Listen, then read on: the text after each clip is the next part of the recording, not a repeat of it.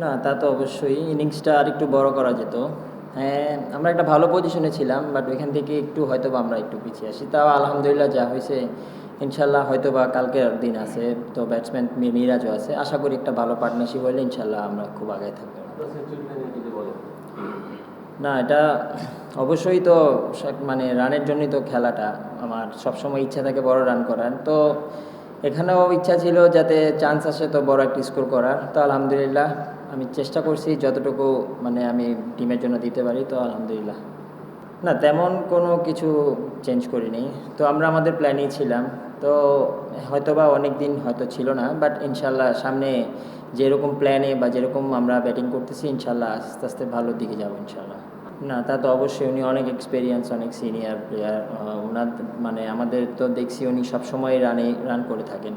তো অবশ্যই আজকে যেরকম স্টার্টটা করেছিল খুব ভালো দিকে ছিল, ভালো লাগতেছিল। আনফর্চুনেট উনি আউট হয়ে যায়। তো ইনশাল্লাহ নেক্সট ইনিংস বা সামনে আরও খেলা আছে, অবশ্যই ভালো হবে।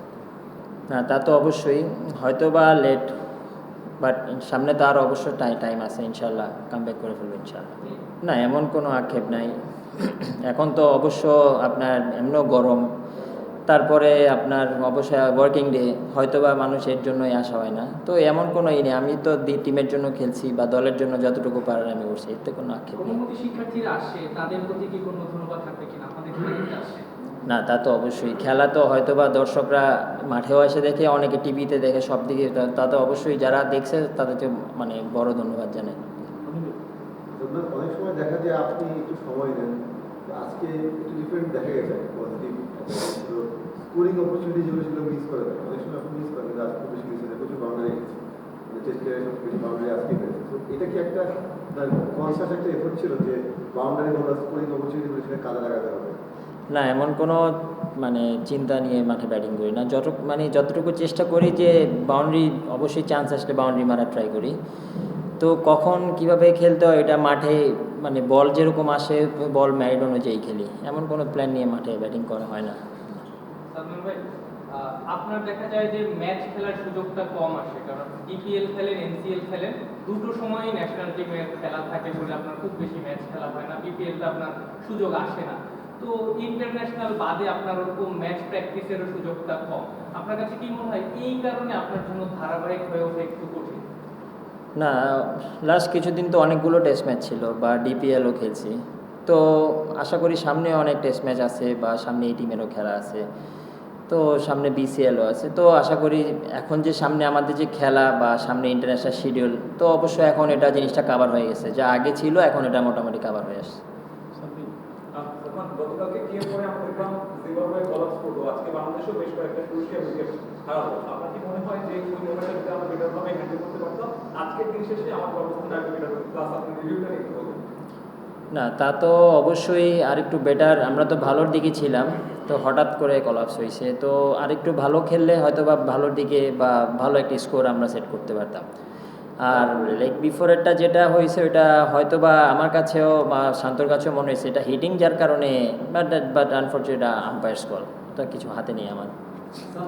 ডিপিএলে আপনি এবার 3টা 50 করেছেন, একটা সেঞ্চুরি করেছেন। আর টেস্ট দলে যোগ দেওয়ার আগের দিন আপনি 27 রানের একটা ইনিংস খেলেছিলেন। তো 550 মতো রান করলেন ডিপিএলে। এটা কি আপনাকে আসলে একটা মোটিভেশন দিয়েছে কিনা টেস্টে ভালো করার ক্ষেত্রে? যদিও হোয়াইট বল রেড বল না, হোয়াইট বল রেড বল এটা কোনো ম্যাটার করে না, মানে স্কোর তো স্কোরই। তো যেখানে চেষ্টা করি যে খেলার, তো আপনার ইন্টারন্যাশনাল ম্যাচের আগে যদি ভালো রান করা যায় তো এটা অবশ্যই যে কোনো ম্যাচে হেল্প করে। তো এটাই চেষ্টা করছি রান করার এখানে। ম্যাচের কথা যে বলি, জিম্বাবুয়ে প্রথম ইনিংসে দেখলাম কলাপস করেছে, এখন তারা আপনারা এগিয়ে আছেন, আমরা এগিয়ে আছি, সেদিক থেকে জিম্বাবুয়েকে আমি কীভাবে দেখছি? মানে তারা ব্যাটিংয়ে মনে করেছে, আগের ইনিংস আগের ম্যাচে দেখেছি, মনে হয় তারা স্ট্রংলি কাম ব্যাক করতে পারবে এবং যদি উইকেটটাও ভাঙতে পারে সুইকে। আমরা মোটামুটি যদি আমরা আর কিছু মানে আমার কিন্তু মিরাজ আর তাইজুল ভাই আছে, তো ওরা দুজনই ভালো ব্যাটিং করে। তো আশা করি ওদের থেকে যদি একটা ভালো পার্টনারশিপ হয় তো অবশ্যই ওইটা আমাদের মানে খুব ভালোর দিকে নিয়ে যাবে। তো কালকের দিনটা বলা যাচ্ছে না উইকেটটা কেমন হয়, তো অবশ্যই আমাদের বলাররা যদি ভালো বল করে তো খুব ভালো কামব্যাক করবো আমরা ইনশাল্লাহ। আজকের উইকেটটা মানে গতকালের আজকে চেঞ্জ কি হচ্ছে নাকি মানে নর্মাল যেমন? না, এখন পর্যন্ত গতকালকে আর আজকে আমার কাছে সেমই মনে হয়েছে। তো 3 দিনের দিন থেকে অবশ্য উইকেটে হয়তো বা হেল্প আসতে পারে বলারদের।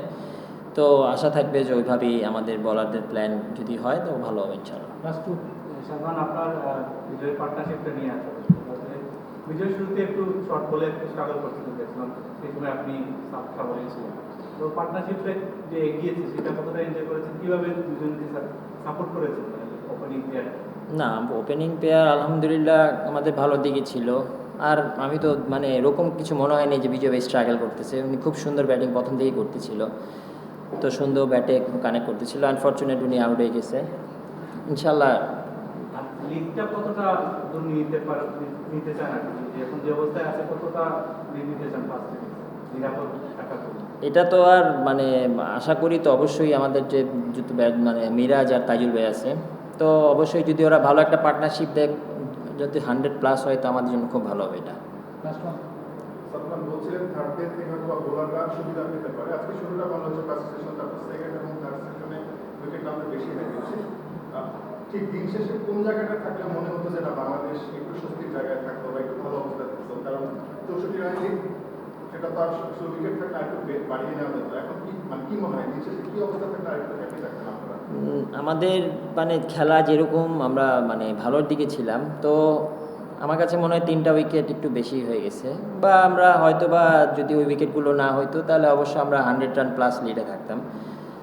তো আল্লাহ ভরসা, কালকে ইনশাল্লাহ দেখা যাবে কি হয়। Thank you. ঠিক আছে, থ্যাংক ইউ ভাই।